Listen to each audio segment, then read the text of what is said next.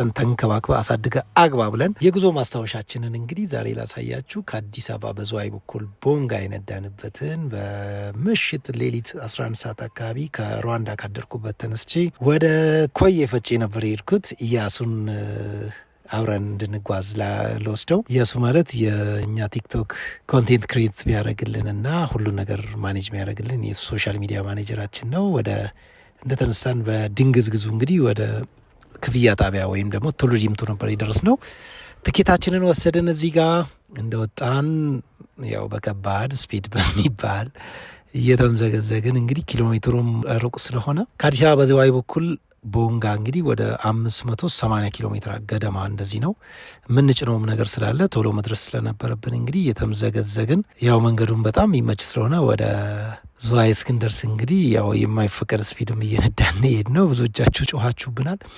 ነገር ግን ያው መድረስ ስላለብን በ170 አንዳንዴም ኮስተር እያልን በጣም ስፒዱ ሲበዛ ያው ኮንሰንትሬት እያደረግን ስለ ኑሮ ስለ ላይፍ እና ስለ ፋርሙም እንዴት ማኔጅ ማድረግ እንዳለብን ብዙ ነገር እየተወያየን እያሱ በጣም ቁም ነገረኛ እና አውትስታንዲንግ ማይንድ ያለው ልጅ ነው። በደስታ እንግዲህ ወደ ዝዋይ ኤክስፕረስ ዌይ ገብተን እንግዲህ ገስግሰን ወደ ዝዋይ ከተማ ገባን። ዝዋይ እንደገባን እንግዲህ በጣም ተመሳሳይ ስራ ላይ ያለን በጣም ወደው ጓደኛዬ መሐመድ አቡና ዝዋይ ያለ ሰው ሁሉ ያውቀዋል። በጣም ደግ ቸር፣ ቤተሰቡ ሁሉ ፍልቅልቅ፣ በጣም በቃ ቢዝነሳቸው ሰውን ሰርቭ ማድረግ እስኪመስል ድረስ እርጎ፣ ዳቦ፣ ሁሉ ነገሩ ርካሽ፣ ብዙ ላሞች አሉት። በጣም ከነሱ ጋር ቁርሳችንን በሚገርም ሁኔታ ጋብዘውን ቡናችንን ጠጥተን እነሱ ጋር የመጣንበት ዝዋይ ዋናው ምክንያት ደግሞ ላይምስቶን አተን ነበርና በፊት ከምንወስድበት ከአዲስ አበባና ከደብረ ዘይት ላይምስቶን ፖስቲክ ሶዳ ፋብሪካ መሐመድ ይዞን ሄደ። እዛ 8 ኩንታላችንን ጭነን በጣም ጥሩ ሰዎች ናቸው። በጣም ተባበሩን። ባንክ መሄድ አልቻልንም ነበር። ትራንስፈር አረግን። በጣም ተባበሩን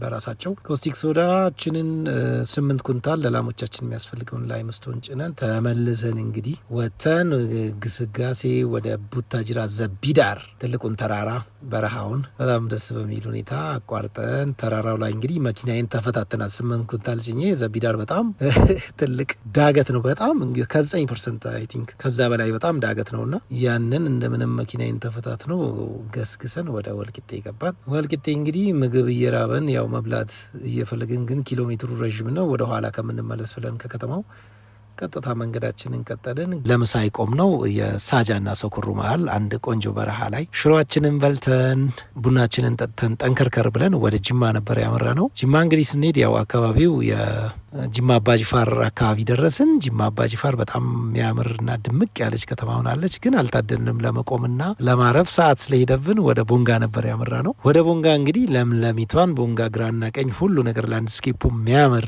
ከጅማ ቦንጋ ጥቁር አስፋልት እያቋረጥን ወደ ቦንጋ ጎጀብን ተሻግረን ወደ ካፋ ዞን ደቡብ ምዕራብ አባይነሽ ፋርም ወደሚገኝበት ክልል ደረስን ማለት ነው። ቦንጋ ስንገባ እንግዲህ ደንገዝገዝ ጨለመም ብለዋል። ቦንጋ ከርቀት ስትታይ መብራቷ ፓሪስ ነው የምትወስደው። በእርግጥ ለእኛ ፓሪሳችን ናት፣ ሁለ ነገራችን ናት ቦንጋ።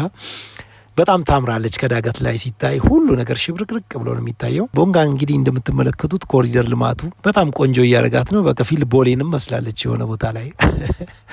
ይህንን አቋርጠን ቀጥታ ወደ ፋርማችን ሄድ ነው። ፋርማችን ስንገባ ይሄ ሁሉ ከተማ ነው ብዬ ነው የጠየቅኩት እዩን። ከተማ አዎ እንግዲህ ገባን። አዲስ ኮሪደር ልማት ነው የሚወስደው። አዲሱ ሼዳችን ኢንስታሌሽን ገና እየተሰራ ነው።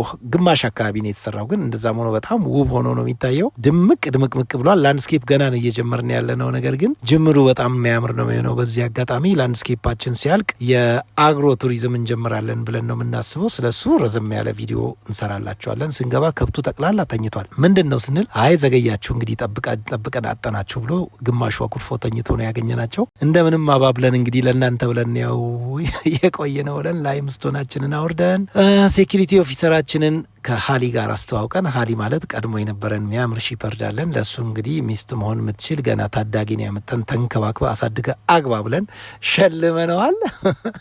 በዚህ መልኩ የማታ ሰራተኛችን አስተባባሪያችን ኢዮቤን ያገኘ ነው። ኢዮቤና ሙልቀን ተቀብለውን በዚህ መልኩ ላይምስቶናችንን አውርደው ወደ ፋርማችን በጥሩ ሁኔታ ገብተን ወደ ስራው ተቀላቅለን እንግዲህ ካቆምንበት ጀምረናል።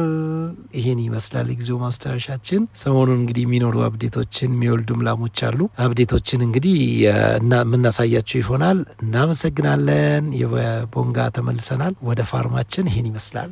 አመሰግናለሁ።